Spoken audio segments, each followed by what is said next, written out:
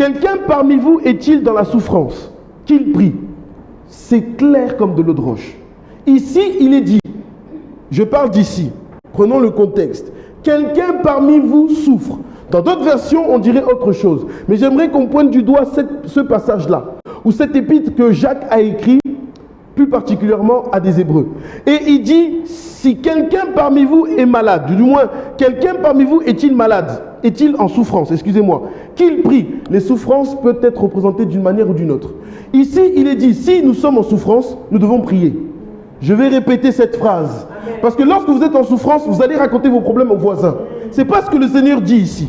Ici, il nous donne une ligne de conduite, une ligne directive. Si quelqu'un souffre, ben, il n'a qu'à prier. Donc ça veut dire en d'autres termes que la prière peut répondre à la souffrance. C'est-à-dire que si la souffrance est quelque chose, ben, souffrance vient du mot souffrir, donc ça veut dire que quelqu'un a mal. Est-ce que Dieu est en train d'omettre le fait que quelqu'un peut souffrir? Pas du tout. D'ailleurs il le dit, si quelqu'un souffre. Donc ça existe, c'est possible qu'un enfant de Dieu soit enfant de Dieu tout en souffrant. Parce que certains pensent que quand on vient dans le Seigneur, la souffrance, ça n'existe pas. On va dire à quelqu'un, crois au Seigneur Jésus et ta vie sera comme le ciel, tout le temps bleu. Attention, ça voudrait dire que ce verset est dans la contradiction. Non, nous pouvons être des enfants de Dieu, comme Job étant un enfant de Dieu, faisant même des sacrifices pour ses enfants, parce qu'il se disait peut-être que mes enfants font du mal à Dieu. Alors comme je ne sais pas comment mes enfants vivent, je vais faire des sacrifices pour eux, pour que Dieu me regarde en disant, ce père-là, malgré qu'il ne sait pas ce que ses fils font, il fait des sacrifices pour également ses enfants. C'est comme un parent qui prie pour ses enfants en réalité. Mais maintenant, ici, il est dit, malgré que la personne, prenons l'exemple de Job, si quelqu'un souffre, qu'il prie. Dis à ton voisin, si tu as mal, prie. Mais bien aimé, avoir mal, ça veut dire, parce que j'ai mal, je pleure.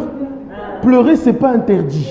J'aimerais dire à quelqu'un ce matin, arrêtez de vous prendre pour ce que vous n'êtes pas. Arrêtons de nous prendre pour ce que nous ne sommes pas. Celui qui souffre peut être amené à pleurer.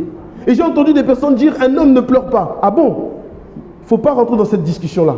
Parce que moi, mon maître a déjà pleuré. Si mon maître a pleuré, laissez-moi pleurer. Mais pleurer ne veut pas dire que je rebrousse chemin. Pleurer ne veut pas dire que je retourne dans le monde. Ça n'a rien à voir. Mais ici, ça veut simplement dire c'est la manifestation de ma souffrance. Par contre, Dieu est en train de dire, si tu souffres, prie. Parce que celui qui souffre, s'il prie, ça veut dire qu'il n'a pas abandonné Jésus-Christ. Mais il y a des personnes qui souffrent, ils abandonnent le Seigneur. Mais qu'est-ce que vous voulez que je vous dise? Mais bien aimé, ici, il est dit, si quelqu'un parmi vous, on dit bien quelqu'un parmi vous, ça veut dire que tous ne souffront pas. Mais certains souffrent. Donc ne va surtout jamais dire à quelqu'un, mais toi vraiment, alors, petite parenthèse, la souffrance que Dieu, parce que ici comprenez, la souffrance peut venir parce que quelqu'un est dans les épreuves. La souffrance peut venir aussi parce que quelqu'un a péché. Il faut aussi le souligner. Maintenant, si quelqu'un a péché, la prière c'est pour demander pardon à Dieu. Si quelqu'un souffre par les épreuves, la prière c'est pour dire à Dieu, donne-moi de la force. Parce que vous ne savez pas à quel moment l'épreuve va cesser. Vous ne pouvez pas le savoir. N'allez pas dire à Dieu, Dieu, même si c'est une prière, bon, vous pouvez le dire. Seigneur, trop c'est trop, je suis fatigué. Mais il n'y a que le Seigneur qui mesure ta capacité à supporter ou pas.